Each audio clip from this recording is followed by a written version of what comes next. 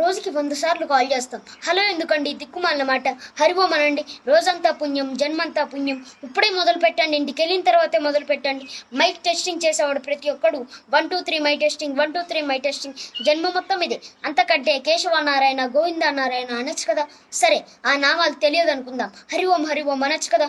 Hari Om mic testing, Hari Om mic testing అనవయ్యా, పుణ్యం వస్తుంది. రోజుకి 4 సార్లు హరి ఓం అనగలిగితే ఎంత పుణ్యం అండి అది. ఇది మన సంస్కృతిని రక్షించుకునే పద్ధతి. మన జీవితాల్లోకి తీసుకొని రావాలి దాన్ని. ఫోన్ వస్తే హలో అనకండి, హరి ఓం అనండి. అప్పుడు వెంటనే వాళ్ళు కూడా నేర్చుకుంటారు. ఏంటి కొత్తగా మొదలు పెట్టా ఉంటారు. భయపడకండి. మంచి మాట మంచి జరుగుద్దని చెప్పాడని చెప్పండి. బన్నుబాబు చెప్పాడని చెప్పండి, నాకు కూడా పుణ్యం. అప్పుడు వెంటనే వాళ్ళు కూడా చెప్పడం మొదలు పెడతారు. ఇది మన ధర్మాన్ని రక్షించుకునే పద్ధతి. మన మాటల్లో, మన చేతల్లో, మన నడవడికలో, ప్రతి చోట మన హిందూ ధర్మం ఖచ్చితంగా ఉండాలి. హిందువులు అంటే ఇలా ఉంటారని. నేను బన్ను. జై హిందూ.